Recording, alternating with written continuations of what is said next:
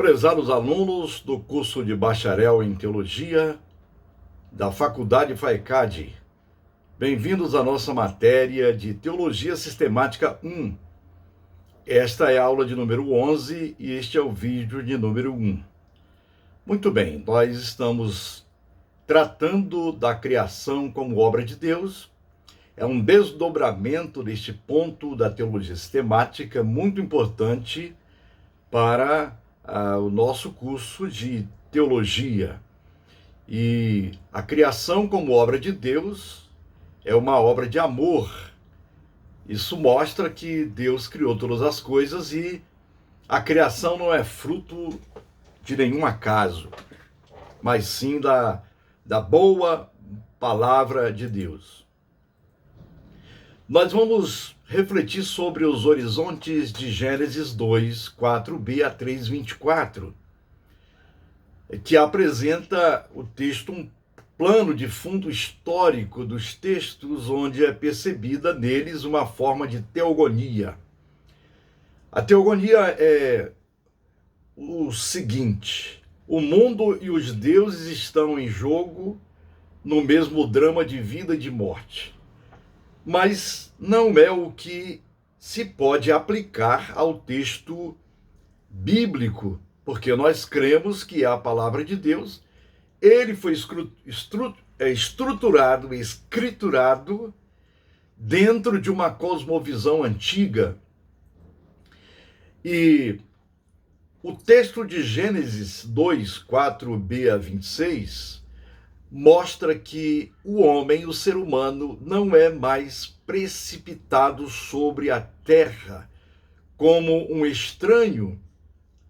O homem é terrestre, é feito para a terra, aparece o cenário ou uma natureza mediatizada pela cultura, pela história e pela palavra. Portanto, o homem é um ser que produz cultura porque Deus assim o determinou, o capacitou, é um homem histórico e um homem que pode nomear, onde Deus lhe deu o poder para nomear todas as coisas. Portanto, aqui o texto ele vai de encontro ao pensamento gnóstico. O pensamento gnóstico afirmava que a matéria é má e o espírito é bom.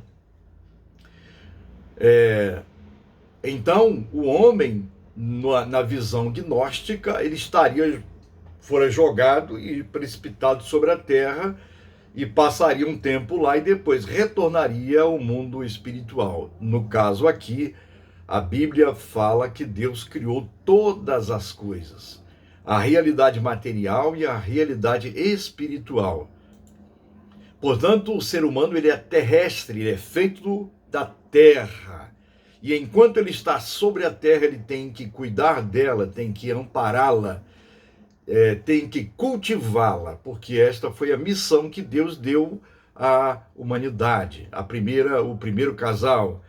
E quando ele não está mais sobre ela, que cessa a sua vida biológica, está escrito que tu és pó e ao pó tornarás, porque foste feito da terra. Tu és pó e ao pó tornarás. E diante disso, o Jardim do Éden é terra promissora, é muito mais terra promissora e trabalhada do que um espaço cego e primitivo. Nela se abre uma antítese, o conhecimento do bem e do mal. Deus lá coloca 3 árvores, árvores comestíveis, a árvore da vida e a árvore do conhecimento do bem e do mal. Bem, a árvore comestível é um alimento biológico, bios. A árvore da vida é a comunhão com Deus, e a árvore do conhecimento do bem e do mal tem um significado profundo.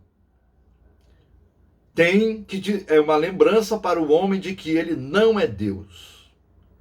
O homem não é Deus, e enquanto ele se passa por Deus, suas decisões e seus atos, malgrado que ele elabora, retornam contra si mesmo. quanto ao estabelecimento da criação do homem pela mulher, faz que o homem ocupe no coração da criação um lugar central e, numa certa medida, real. Portanto, o homem só é homem enquanto está ao lado da mulher, e a mulher só é mulher enquanto está ao lado do homem. Juntos eles podem procriar, juntos eles podem cumprir com os mandatos dados lá no Éden pelo próprio Deus. Então, no jardim, o jardim do Éden, é bom lembrar que é terra promissora. Mas existe lá a árvore do conhecimento do bem e do mal.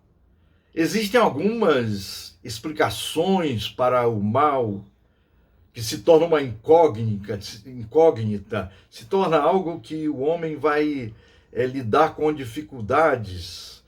E para ajudar nesta reflexão, as origens do mal, eu pude pegar aqui um texto do Dr. Gottfried Brackmeier, onde ele aborda as origens do mal de uma forma reflexiva, para que possamos pensar quando ele diz que a principal fonte do mal é o coração humano e os seus desejos. Bem, ele, para escrever sobre esse assunto, que trago aqui à superfície para nós refletirmos, ele parte do pensamento de Jesus. Então, algumas perguntas são feitas por ele. Como foi que o mal penetrou na boa criação de Deus?